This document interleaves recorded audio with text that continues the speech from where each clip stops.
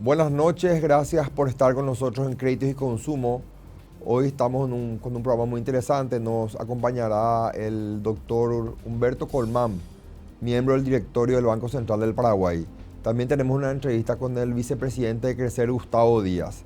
Luego la presentación, comenzamos con el programa. Créditos y Consumo. Auspician VIXA. Crediágil. Credisolución a tu alcance. Carsa. Serfín, creciendo juntos. Universo de Créditos y Consumo. SDN Créditos. Electrobam. Apoya Dr. Valé.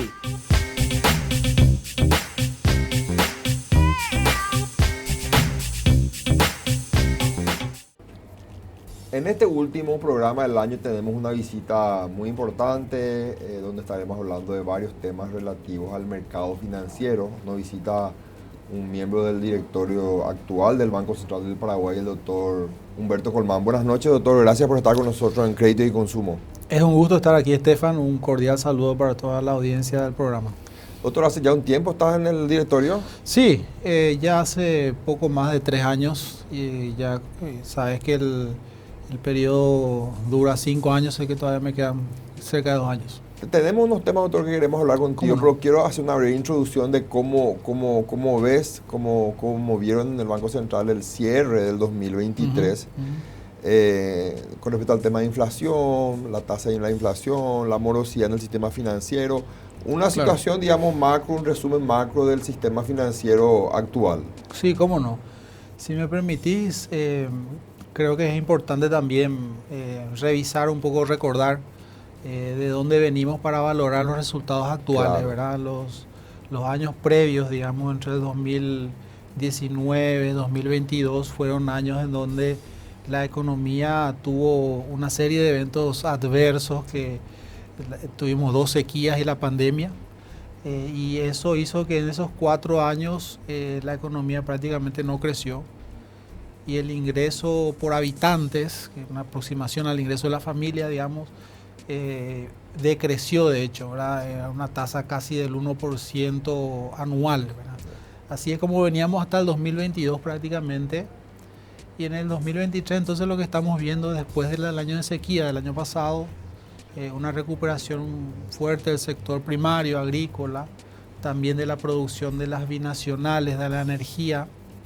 Y eso hace que tengamos un año en términos relativos mucho mejor, con un crecimiento que va a estar en el orden del 4,5% este año, movido por estos sectores que ya te mencioné, y con una recuperación del ingreso per cápita que sería algo superior al 3%.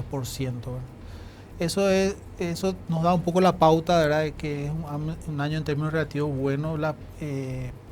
Por supuesto que Paraguay, como economía pequeña y abierta, es bastante dependiente de lo que pasa a nivel internacional, regional.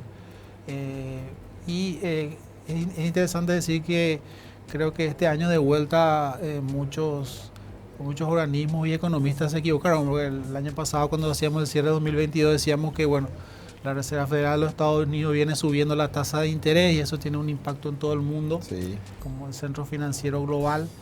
Entonces decíamos que se decía que iba a ser un año probablemente de recesión, de caída. Sin embargo, no fue un año tan malo, ¿verdad? Estados Unidos, Brasil tuvieron correcciones al alza en su crecimiento económico, y eso fue bastante positivo y también de alguna manera impactó positivamente en Paraguay, ¿verdad? Hay otras regiones del mundo que sí están experimentando, que también impactan de una manera directa o indirecta sobre los precios internacionales de los productos que exportamos, sobre las cantidades de los bienes que exportamos. China, por ejemplo, que está en un proceso de desaceleración importante. Y eso un poco creo que es lo que marca el desafío hacia adelante también, ¿verdad? Que eso seguramente vamos a hablar más adelante, pero eso es un factor que influyó, ¿verdad? El contexto internacional fue un poco más benévolo, especialmente en esta segunda parte del año 2023, y eso ayudó a este buen desempeño. También mirando un poco lo que era antes, 2019-2020, 2022 vimos este aumento muy importante en la inflación, fruto de todas estas cuestiones, primero los problemas logísticos, saliendo de la pandemia. Algunos dicen también las medidas de estímulo en los países desarrollados tuvo un impacto también. Ciertamente los precios de los alimentos y los bienes energéticos, de combustible, subieron en todo el mundo. Y eso hizo que la inflación suba de manera importante. Nosotros tuvimos 2 años seguidos, 2021 y 2022, con inflación por encima de la meta al cierre del año. Sí. 2021. ¿Con qué porcentual cerramos este año, doctor? Para cerrar nomás, para cerrar la idea, el 2021 cerramos como 6,8, 2022 como un poco más de 8, y este año estamos cerrando alrededor de 3,5%, estamos como en 3,2, la última medición. El Banco Central estimaba que íbamos a cerrar en 3,8, pero estamos probablemente un poco más por debajo de eso. Así que también desde esa perspectiva es bueno, ¿verdad? Son ya varios meses consecutivos donde la inflación interanual se ha mantenido ya dentro del rango, y eso ha dado pie, por lo tanto, al Banco Central para poder empezar de vuelta a normalizar, a bajar la tasa de interés de política monetaria, proceso que empezó este año. Hicieron varias bajas consecutivas y actualmente estamos en 6,75 como tasa de política monetaria. Bueno, y todo esto tiene, por supuesto, su impacto en el ámbito económico, financiero, como decías vos. En términos relativos también creo que fue un buen año para el sector financiero. Estamos cerrando con un crecimiento de los depósitos a 2 dígitos, creciendo más o menos 12% de los depósitos en el sistema financiero. Creo que es interesante también notar de que los depósitos a plazo están creciendo a un ritmo más alto, ¿verdad? Todo lo que se da ahí a plazos está creciendo a 2 dígitos y es lo que mueve mayormente el crecimiento de los depósitos, ¿verdad? Eso, y en ese punto, doctor, yo sí, me doy cuenta, y lo hablamos con varios referentes del sector financiero y también del mercado de valores, es muy poca la diferencia con lo que se está pagando en el mercado de valores versus los depósitos a plazo fijo, ¿verdad? O sea, de repente la gente dice, bueno, me voy a lo seguro, digamos, una forma, entre comillas, de decir, ¿verdad? Está el fondo de protección de los plazos fijos, la garantía de depósito, y entonces no hay una diferencia muy importante hoy entre los porcentajes de plazo fijo versus algunos instrumentos del mercado bursátil, ¿verdad? Y entonces la gente está apostando, a mi criterio, mucho a los CDA, ¿verdad? Puede ser, sí, puede ser, efectivamente, puede ser algo que esté ocurriendo actualmente, pero me parece interesante mostrar eso o resaltar eso en el sentido de que hay una confianza en el sistema financiero. Confianza que de hecho lo vimos antes, ¿verdad? En medio de la pandemia, cuando había tanta incertidumbre, los depósitos crecían al 20% interanual en algún momento entre abril, mayo, junio del 2020. Entonces, este año de vuelta tenemos muy buen ritmo de crecimiento de los depósitos, también de los créditos, que están creciendo prácticamente cerca del 10%. Y el sector bancario, luego de todas aquellas medidas excepcionales, transitorias que tuvimos en el medio de la pandemia, o también apoyando a los sectores productivos por los efectos climáticos, también se han venido normalizando. Ya la tasa de morosidad está a los niveles prepandemia, poco más de 3, cerca de 3,5%, que son los niveles más o menos que teníamos antes del 2019. Y también, por supuesto, los indicadores de solvencia, de rentabilidad, en niveles muy buenos. Los niveles de capital de las entidades financieras están bastante por encima de los mínimos legales requeridos, ¿verdad? Tanto Tier 1 como Tier 2. Y también, como te decía, la rentabilidad bastante bien, ¿verdad?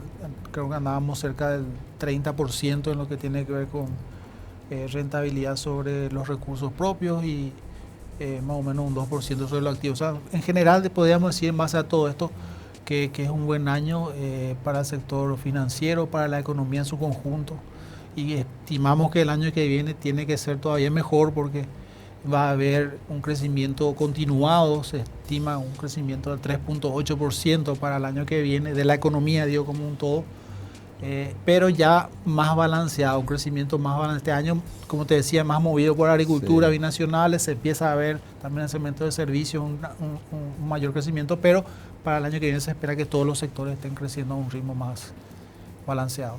Yo recuerdo, doctor, un fenómeno que se había dado en los primeros el primer semestre post pandemia, y aquí le teníamos a varios ex ministros de Hacienda como invitados, había mucha liquidez en el sistema financiero. Sí. O sea, había mucha demanda de crédito por un lado, la gente, el sector MIPYME, el consumidor del microcrédito, había mucha demanda de crédito, había mucha liquidez en las entidades financieras, pero no había un desembolso, no había un otorgamiento de crédito, digamos, acorde a la demanda, ¿verdad? Y en ese momento fue que este tema de la informalidad se había dicho, bueno, acá donde se ve la importancia de ser formal, ¿verdad? Porque en pandemia lo sufrieron muchas personas, muchas MIPYMES, muchos emprendedores. Te pregunto algo, la liquidez, la de los bancos, si vos te remontás años, primeros meses post pandemia, hoy te parece que sigue siendo la misma, porque la demanda de crédito yo al menos siento que cada vez existe más, o sea, la gente cada vez necesita más crédito. Paraguay está en una economía en constante crecimiento, ¿verdad? Y crece la economía, pareciera que hay más gente que invierte, más gente que abre emprendimiento, entonces hay una necesidad de asistencia crediticia. Sí, sin lugar a dudas, ¿verdad? Creo que nosotros, para el nivel de desarrollo económico que tenemos, todavía tenemos una brecha de financiamiento no satisfecha, digamos, que es importante, particularmente en el caso de las MIPYMES que vos mencionabas. Y lo que vos decías a mí me recordaba justamente la pandemia, ¿verdad? De que en aquel tiempo el Fondo de Garantía para las MIPYMES jugó un rol, para los créditos, un rol muy importante. FOGAPI. El FOGAPI con la AFD. Y eso permitió que mucha más gente pueda acceder por primera vez a los créditos. Y realmente el tema de la informalidad, Estefan, creo que es una cuestión central que afecta a varias aristas de nuestra economía, de nuestro sistema económico, ¿verdad? Porque la informalidad también tiene que ver con niveles de productividad bajos, tiene que ver también con activos bajos, tiene que ver con un crecimiento económico finalmente más bajo. Entonces, en la medida que podamos ir resolviendo esos problemas, creo que más gente también va a tener un perfil acorde, un perfil que le permita acceder al financiamiento. Eso por un lado, pero por otro lado, por supuesto, la política pública mucho puede hacer en ese sentido. La inclusión financiera, la educación financiera, avanzar también en lo que tiene que ver con normativas, una regulación en el ámbito bancario financiero que permita también que más gente acceda, por supuesto con educación, como ya decía antes, informadamente acceda a los servicios financieros, ¿verdad? Porque eso en general es positivo para todos, ¿verdad? Los niveles de liquidez, si no recuerdo mal, creo que ya están normalizados respecto a lo que eran previos a la pandemia. Efectivamente, como dijiste, hubo una inyección de liquidez muy importante con todas las medidas. La baja de la tasa de política monetaria del Banco Central, que bajó como de 4 a 0,75 en el 2020 y se mantuvo así por mucho tiempo. Pero también toda esa, ¿te acuerdas? La baja del encaje legal, entonces eso también liberó liquidez para las entidades, y todas las otras medidas transitorias, ¿verdad? Que también permitió a las entidades no tener que hacer previsiones, ¿verdad? En ese momento, o poder diferir previsiones, mejor dicho. Todo eso permitió una liquidez, pero hoy día yo creo que estamos normalizados, porque también todo ese segmento de medidas especiales y transitorias también ya se fue normalizando. Claro. Quiero un corte, doctor, y a la vuelta quiero profundizar un poco el tema de la formalidad, para ver unos conceptos que quedaron aquí después que estuvieron varios invitados con nosotros. Volvemos en breve con nuestro invitado.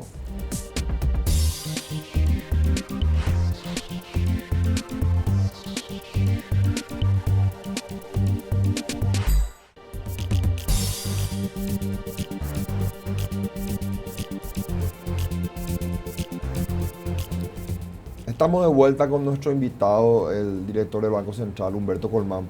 Doctor, este tema de la informalidad, yo siempre digo, hay ciertos conceptos, a mi criterio, incompletos y erróneos, que los fuimos concluyendo luego de varios. Estamos ya un poco más de 100 programas, acá ya hace más de 2 años y medio, y la educación financiera se vuelve muy importante. Ser formal no es tener solamente tu RUC.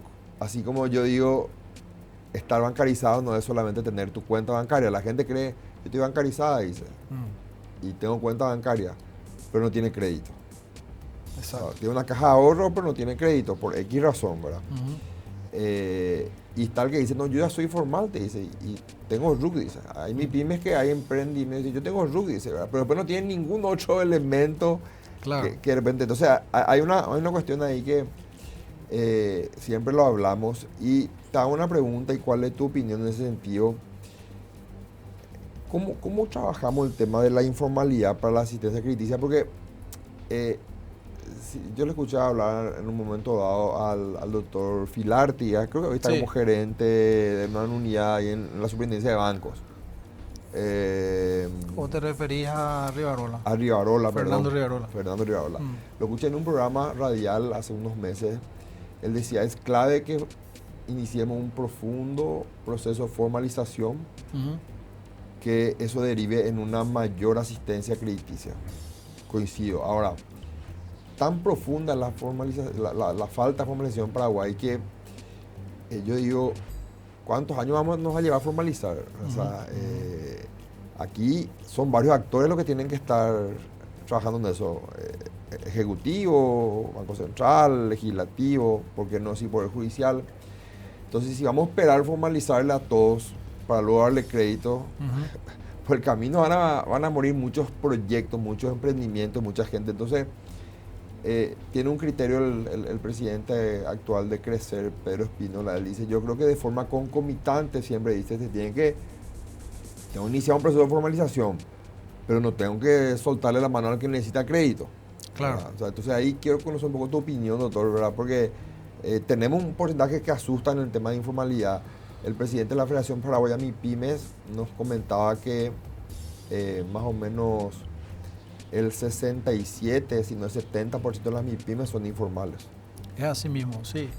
De hecho, que cuando uno mira los datos del mercado laboral son cifras muy similares, ¿verdad? Son prácticamente 2 de cada 3 trabajadores que no tienen seguridad social, ¿verdad? Porque, bueno, vos decías, la informalidad no solamente es tener el RUC,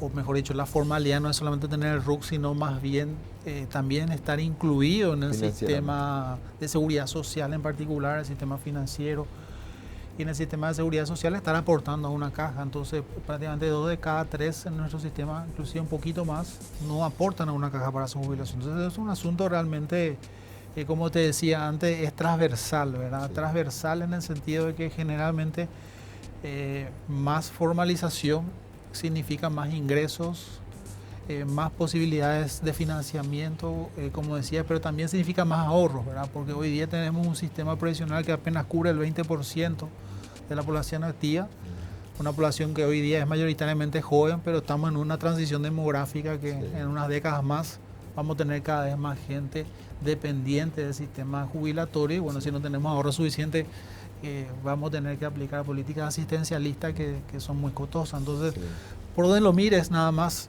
quería dimensionar la importancia de la formalización. Y claro, definitivamente hay formas, yo creo, de ir atacando, creo que coincidiendo un poco con ese enfoque que vos mencionabas, de ir atacando el problema. Hay que bajar los costos de la formalización. Creo que algunas cosas se hicieron y se están haciendo en esa línea. Por ejemplo, en el tema tributario, la creación del régimen RESimple fue un paso importante, que creo que todavía hay que madurarlo en cuanto a su implementación y tener cada vez más gente en el RESimple. En estos días el presidente de la República también anunció una cuestión muy importante que tiene que ver con el régimen de cuenta propia para las MIPYMES, en el IPS. Sí. Si eso llega también a aprender, otro elemento más en la línea de ir bajando el costo de acceso a la formalización, ¿verdad? Y todo esto hay que ir acompañando, como decís vos, con otras políticas, ¿verdad? Políticas, por ejemplo, de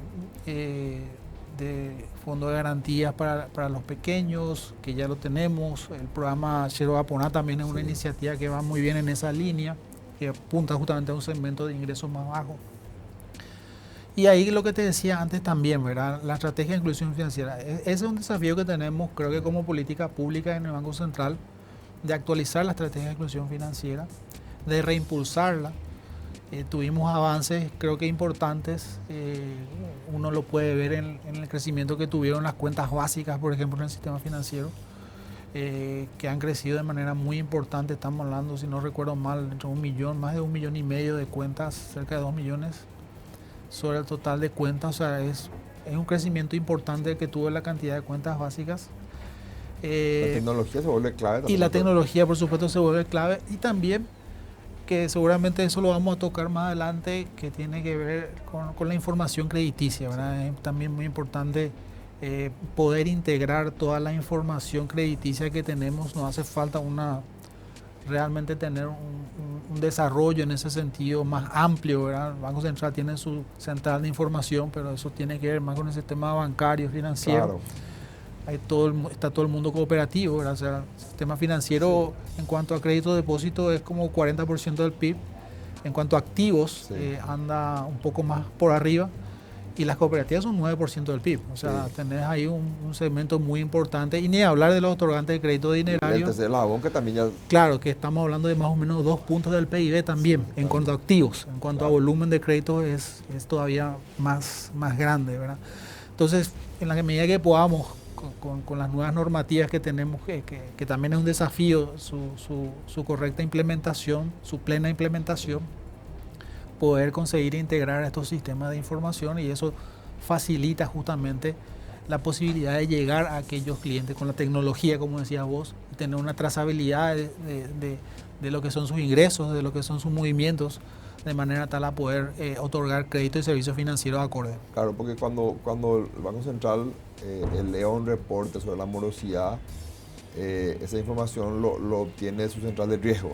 Así es. Y en la central de riesgo no está la información de las cooperativas, tampoco, claro, de los otorgantes de crédito dinerarios, y también de otros actores del mercado que son empresas del rubro comercial que también, sí, bueno, financian productos, ¿verdad? Financian, ¿verdad? Así que mismo. tienen un crédito financiado. Entonces, ahí se vuelve muy importante la función de los buros de crédito, ¿verdad? Que es algo que, digamos, nuevo, ¿verdad? Porque estamos, bueno, hoy en Paraguay tenemos 2 principales burós, ¿verdad? Equifax, y está Vixa, que es un buró con 7 años en el mercado, que vino a revolucionar mucho acá porque enfocó de otra forma distinta el mundo de la información crediticia, apostando mucho en la información positiva, ¿verdad? Claro.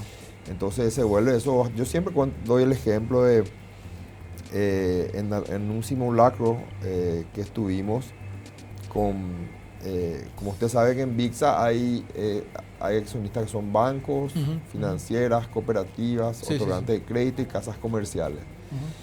Y de repente había una persona que decía, un funcionario, quitó su reporte, ¿verdad? De distintos burós y lo trajo a la vista, ¿verdad? Entonces el banco no tenía el reporte de los créditos que tenía el otorgante de crédito dinerario, ¿verdad? Claro. Y la cooperativa no tenía tampoco el de los...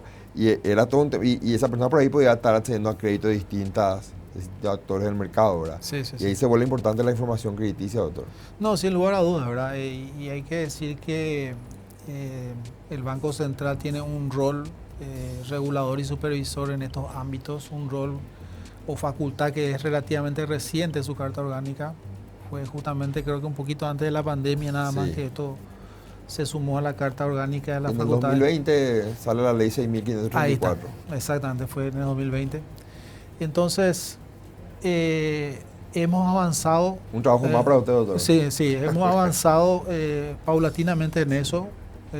Recordando también, y no quiero poner como excusa, pero tuvimos la pandemia de por medio y eso realmente cambió las prioridades, ¿verdad? O sea, que se tuvo que articular medidas de política pública en tiempo real como nunca antes. Entonces eso cambió, pero el Banco Central avanzó de todas maneras. Tenemos el registro del otorgante de crédito dinerario, estamos ya también avanzando en lo que tiene que ver con la categorización de estos otorgantes de crédito dinerario, de manera tal que podamos... una resolución ahora reciente. Exactamente, para que podamos tener un seguimiento, así como en el caso de los bancos, ¿verdad? Aquellos que son más grandes y potencialmente, sistémicamente más importantes, bueno, van a tener una mirada más cercana y frecuente que aquellos otros que van a tener un régimen de información, digamos, no tan frecuente, ¿verdad? Estamos avanzando en esa línea, por supuesto también todo lo que tiene que ver con transparencia e información, régimen de información que tienen que brindar, por supuesto, a sus clientes. Todo eso, vos sabés que estamos en esa línea. Y también para el caso de los buros de crédito, ¿verdad? Sí. Estamos avanzando y creo que hacia adelante un poco la idea es tener todo eso que hablamos, ¿verdad? Tener un sistema integrado de información que contribuya a la inclusión financiera. Quiero hacerte dos preguntas. Una, y quiero ir a un corte, doctor, y responderme a la vuelta.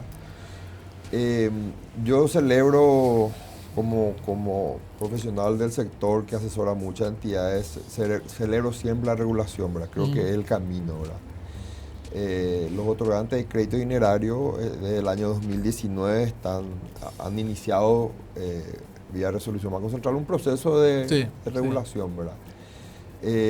Hay mucha, no sé si, ansiedad normal en un sector que generalmente, o sea, digamos, hasta antes del 2019 no estaba, digamos, bajo el paraguas de regulación del Banco Central, y hay una cierta ansiedad porque lo que veníamos hablando, doctor, la informalidad castiga a la persona que no puede acceder a un crédito, pero que necesita ese crédito, y generalmente son los otorgantes de crédito dinerario, anteriormente llamados casas de crédito, los que de repente asumen el riesgo de tomarlo como un cliente a una persona con un perfil un poco más complicado, ¿verdad? Sí. Porque sea informal, porque tiene algún antecedente de morosidad. Entonces, hay cierta ansiedad y un poco de preocupación sobre una eventual regulación muy estricta, ¿verdad? Vos sabrás, hay una amplia gama de otorgantes de crédito. O sea, hay otorgantes que tienen de 4 empleados hasta están los que tienen cerca de 1000, ¿verdad? Entonces, la incertidumbre, la angustia es, va a ser muy exigente la regulación, va a ser muy estricta. Vamos a poder seguir en el mercado. ¿Qué pasa si algunos que no tienen la espalda para soportar una regulación estricta? Bueno, ahí van a haber muchos clientes que se van a quedar sin asistencia crediticia. Entonces hay cierta preocupación, doctor, que yo te la traslado, ¿verdad? Por acá generalmente en los programas vienen muchos referentes de ese sector y lo hablan, ¿verdad? Entonces aprovecho la oportunidad para trasladarte eso y te pido mi respuesta a la vuelta a la pausa. ¿Cómo no? Con gusto. Volvemos enseguida con nuestro invitado, el doctor Humberto Colmán.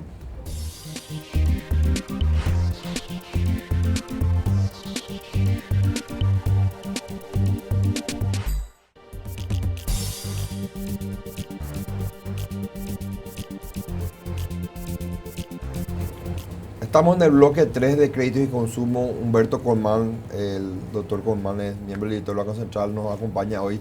Doctor, te hacía una pregunta en el bloque pasado. ¿Cómo no? Mira que este es el último programa del año y muchos están preparando la cena ahí para fin de año. Entonces quieren tener un poco de tranquilidad a algunos actores del mercado crediticio, ¿verdad? Como ya mencionábamos antes, Estefan, yo creo que nadie puede desconocer el importante rol que cumplen las casas de crédito, los otorgantes de crédito dinerario. Como decía antes, representan 2% del PIB en cuanto a activos, pero mueven un volumen de crédito mayor a eso aún, ¿verdad?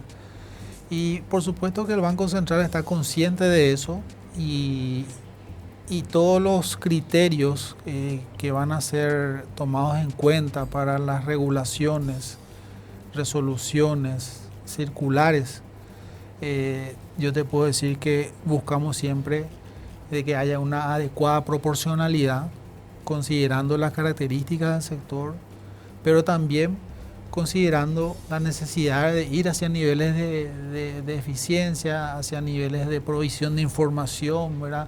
Hacia niveles de inclusión financiera más amplios, con lo cual también seguramente va a tener que haber una adecuación en el sentido de la información que se brinda, de compartir información eventualmente en lo que es el caso de los buros de crédito. Así que yo creo que vamos en esas líneas. De ninguna manera la idea, por supuesto, es imponer el mismo tipo de regulaciones que tienen otros ámbitos del ámbito financiero, los bancos, por ejemplo. No tendría sentido eso, ¿verdad? Porque estamos hablando de que son entidades que otorgan crédito con recursos propios generalmente, ¿verdad? O con otros recursos que no provienen de captación, ¿verdad? Las entidades bancarias hacen una tarea de crédito ¿Del sector Exactamente. bancario o del mercado de valores? Claro, ¿verdad? Fondeo. con depósitos del mercado de valores, entonces manejan dinero de tercero, entonces por supuesto que los criterios en cuanto al manejo de riesgo, los criterios en cuanto a gobernanza, los criterios en cuanto a todo lo que tenga que ver con la regulación del Banco Central en materia informativa y demás, no pueden ser los mismos, ¿verdad? No pueden ser los mismos definitivamente. Y como te digo, la idea es ir avanzando con proporcionalidad, con eficiencia, pero digamos que en un marco integrado donde todo apunte hacia la inclusión financiera. Sí, ahí tocaste, importante todo el mensaje que estás dejando, tocaste el tema de gobernanza. Recuerdo me decía un cliente mío, me decía, doctor, yo tengo 8 empleados en mi empresa. Sí. Y está la resolución de buen gobierno corporativo, ¿verdad? Y tengo que crear más o menos 6 comisiones y cada comisión tiene más o menos 3 integrantes. Me dice, y son 18, me dice él. Pero me prohíbe que uno que está integrando esta comisión esté también en esta comisión. Claro. Entonces ahí decía, ¿y cómo voy a hacer? Me dice, o sea, Exacto. voy a caer en infracción porque Sí, sí. tengo que contratar más gente y yo no puedo contratar más gente, ¿verdad? Entonces eso genera una preocupación, doctor. Claro, ahí es donde entra la proporcionalidad, ¿no? Yo pienso que en algún momento hacia adelante también va a salir algunas guías de aplicación de las Salieron resoluciones. ya unas guías, Sí. ¿verdad? Pero las guías salieron previa a esta clasificación que Sí, se sí, hizo sí. ahora, ¿verdad? Claro, Entonces, pero las guías que vos te referís probablemente son las de los bancos, ¿verdad? Entonces necesitamos hacer Sí. esa misma adecuación de las guías. para esta categorización que salió ahora también. Claro, ¿verdad? exactamente. Para estas categorizaciones tiene que haber una, digamos que, consistencia ahí, ¿verdad? Y va a requerir seguramente una revisión en ese sentido. Y esta es la misma discusión que tuvimos también con las entidades financieras, porque hay entidades financieras grandes que tienen, digamos que la estructura y el volumen de operaciones que requieren obviamente tener toda esa cantidad de comités, de repente comité de riesgo, comité de activo y pasivo, comité, bueno, Claro. de tasa de interés, de mercado, lo que sea, ¿verdad?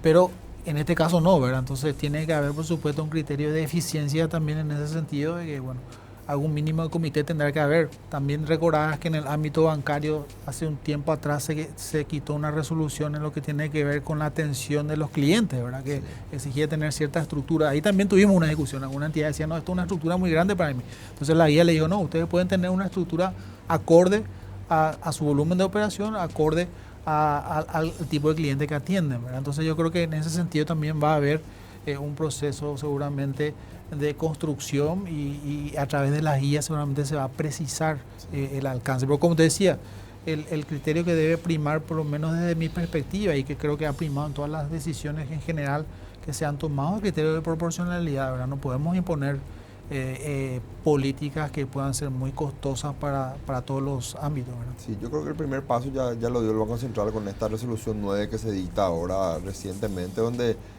digamos, sectoriza o segmenta este sector de los restaurantes. Yo creo que creo que a partir de ahí también van a comenzar a salir resoluciones específicas para cada una de las clasificaciones, ¿verdad? Esa es la idea, justamente. Doctor, quiero hablar también sobre el tema de esto, quiero reforzar el tema de los buros de créditos. Como vos sabrás, la ley 6.534 le otorga la facultad regulatoria al Banco Central y establece que definirá quiénes son los buros, otorgará licencias, ¿verdad? Claro. Se tiene en vista en los primeros meses del 2024 ya el otorgamiento de las licencias a los principales buros, al menos digo, ¿verdad? Porque también ahí hay una incertidumbre, ¿verdad?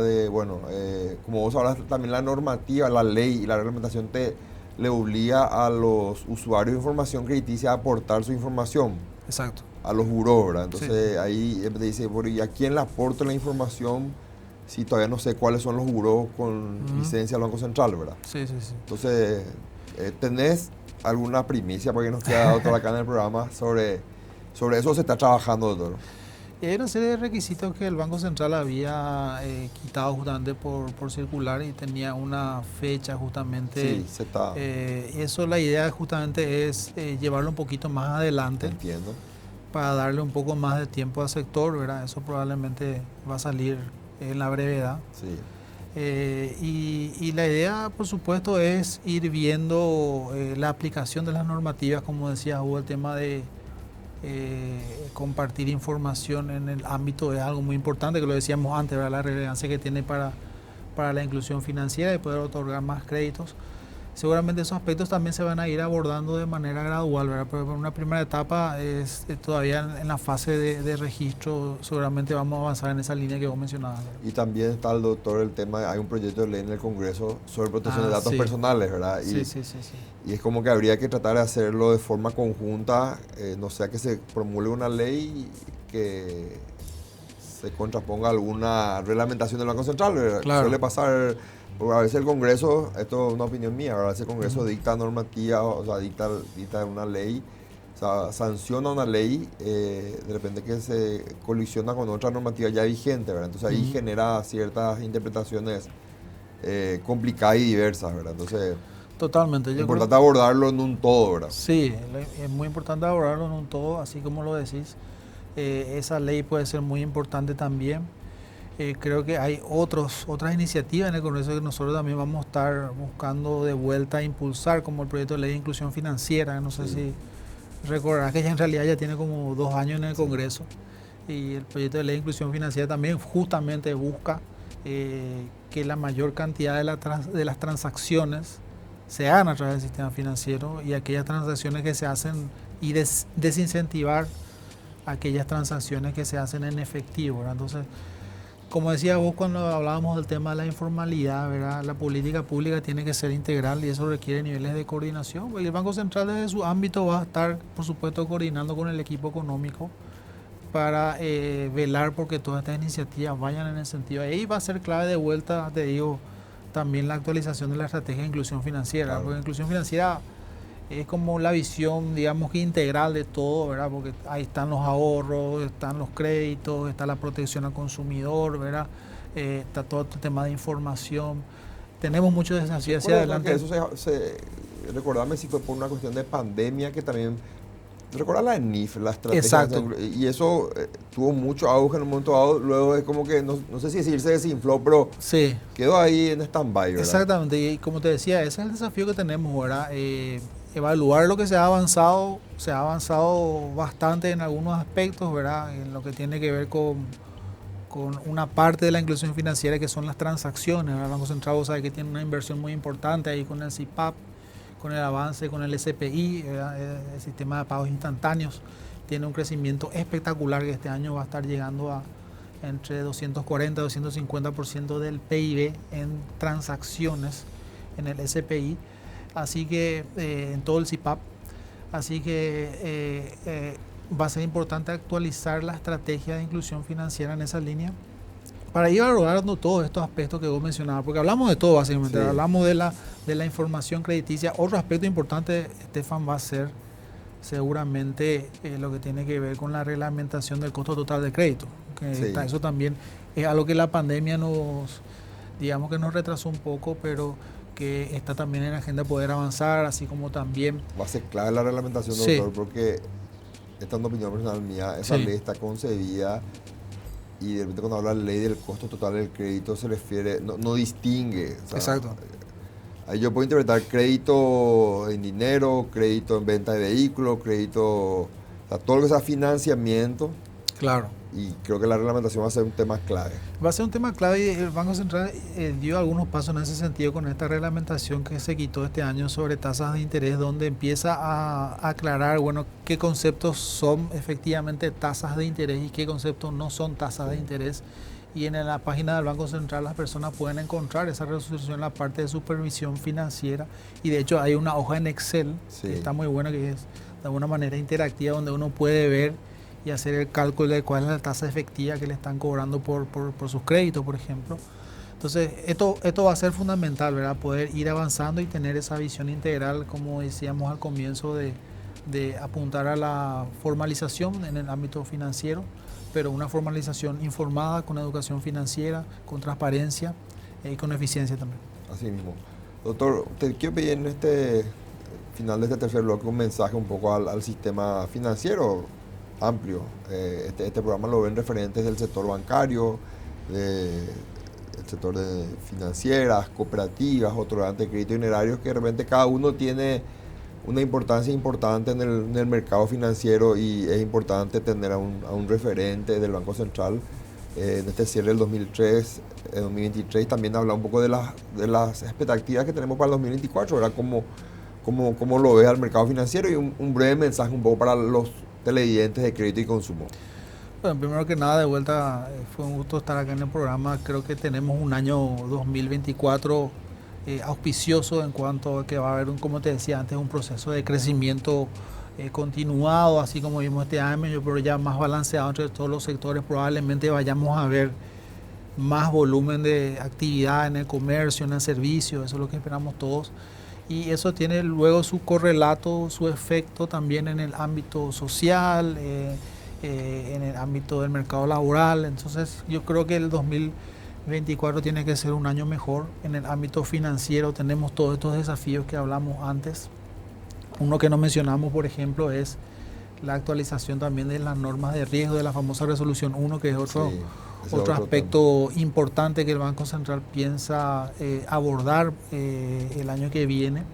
Ahí está todo el tema de las definiciones que tienen que ver con las R's, ¿verdad? Con el refinanciamiento, renovaciones. Y todo a la luz de tomar, por supuesto, la experiencia de lo que ha sido la normativa previa y avanzar en una línea que también permita, siempre con prudencia, con eficiencia, poder otorgar respuestas a la demanda de crédito que viene del sector, de todos los sectores de la economía, ¿verdad? Así que creo que tenemos muchos desafíos interesantes, pero tenemos condiciones para que el año 2024 sea un año mucho mejor en todos los ámbitos y también en el ámbito financiero. La nueva superintendencia de valores también es otro desafío importante. Yo creo que se dijo muchas cosas, pero a mí me da la impresión de que tenemos una oportunidad al tener bajo un mismo techo la superintendencia de bancos, la de seguros y hoy la de valores. Podemos tener un enfoque integrado de supervisión que busque justamente destrabar aquellos cuellos de botella que pueda haber en materia regulatoria quizás, que permitan dar una mayor dinámica, pero reitero de vuelta, siempre con un criterio de prudencia y de manejo correcto de los riesgos, por supuesto, poder avanzar en una línea de dar mayor financiamiento, que es lo que decíamos al comienzo, que para nuestro nivel de desarrollo las necesidades de financiamiento siguen siendo bastante importantes y bueno, creo que tenemos las condiciones para avanzar y para que el año 2024 sea un año mucho mejor en ese sentido. Excelente, doctor. Te agradecemos mucho por estar con nosotros. Vamos a volver a invitarte el año que viene. Con mucho gusto. Me has ayudado un poco a traerle al presidente del Banco Central. Claro que sí. Vamos a ver si le traemos al programa. Le Gracias, doctor. Gracias a vos. Vamos al cuarto bloque. En este cuarto bloque nos acompaña en una entrevista el vicepresidente de Crecer, el señor Gustavo Díaz, hablando también un poco del cierre del 2023, las expectativas para el 2024 y algunas cuestiones relativas al sector de otorgantes de créditos dinerarios. Luego de la pausa estamos con el señor Gustavo Díaz.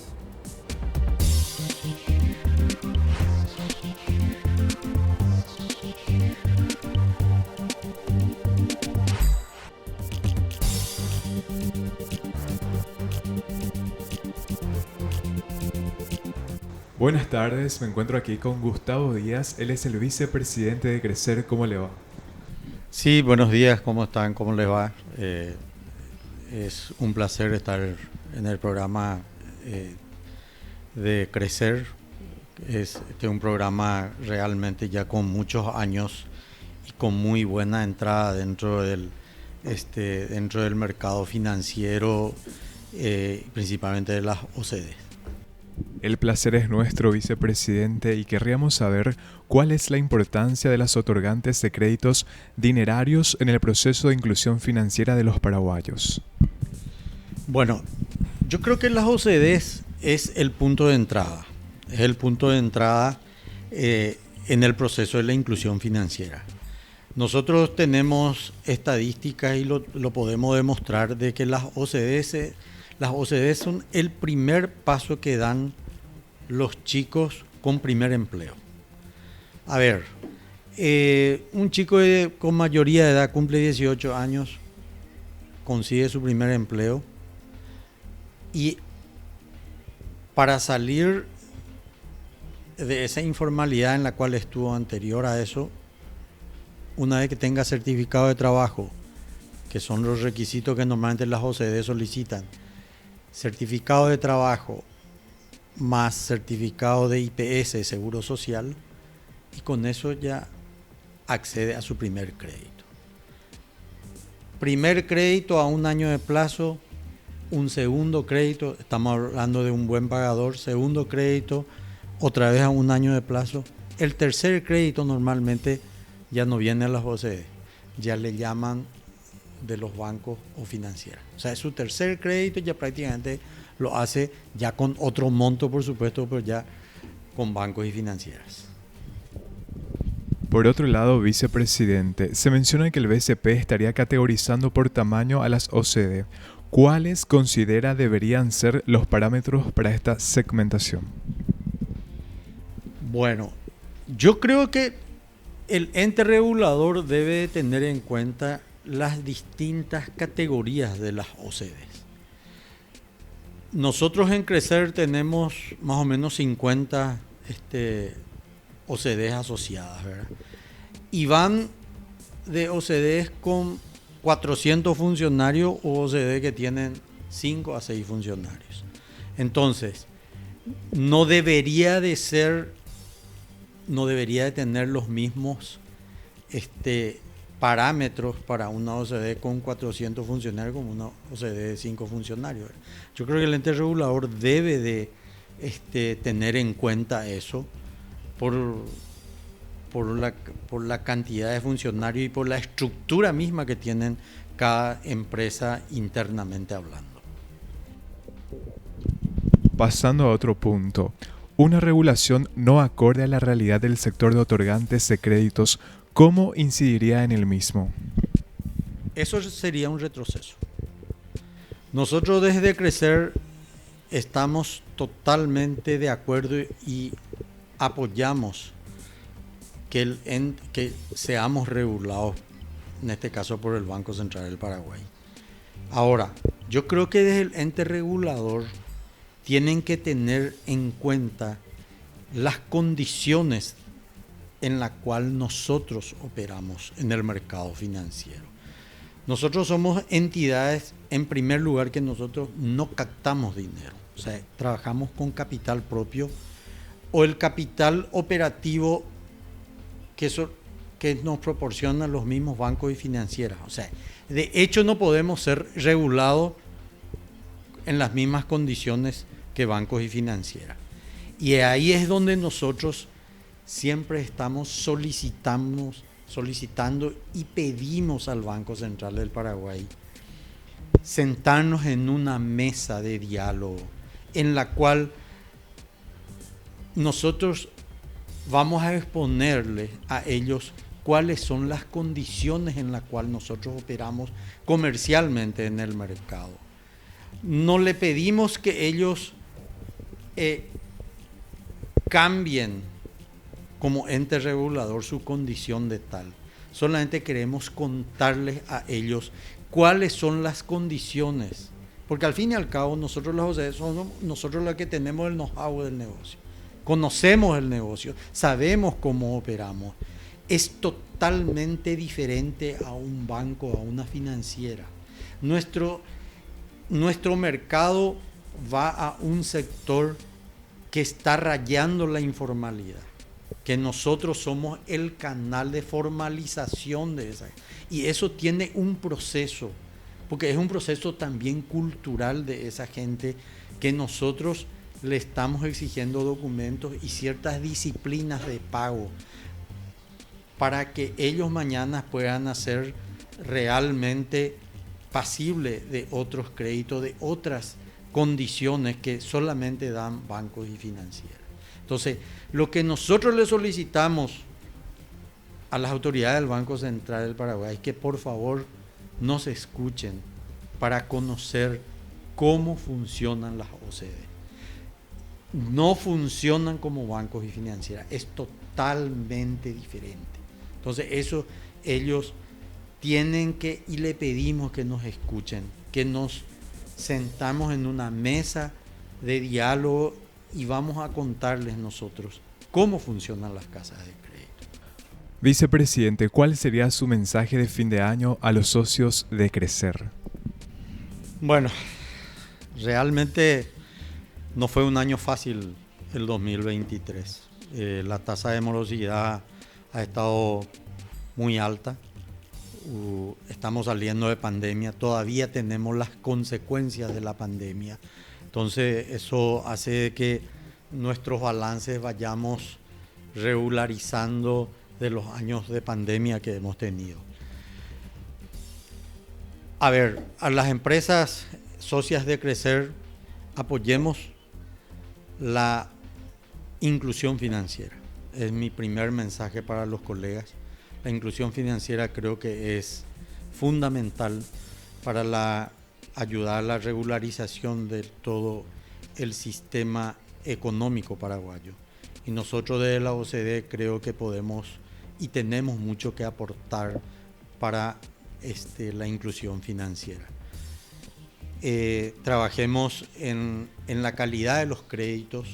Creo que tenemos desde el nicho de mercado que nosotros manejamos en la OCDE condiciones de mejorar las condiciones de crédito y tratar de llegar a más gente con el sistema de crédito que ofrecen las OCDE. Desearles un 2024 de mucho éxito a todos los consorcios de Crecer y seguir apoyando. Para mí fundamental es la inclusión financiera y apoyar al ente regulador y ser facilitadores de la gestión del ente regulador a todo el trabajo que van a realizar con la regulación de las OCDE. Muchas gracias, vicepresidente. Excelente mensaje y que sigan los éxitos. Muchísimas gracias a ustedes de este programa de créditos y consumo. Desearles el mayor de los éxitos y que también sigan trabajando, que el sector de las OCDE sigan apoyando a este programa y seguir trabajando juntos en la inclusión financiera, que para nosotros es fundamental. Muchas gracias a ustedes.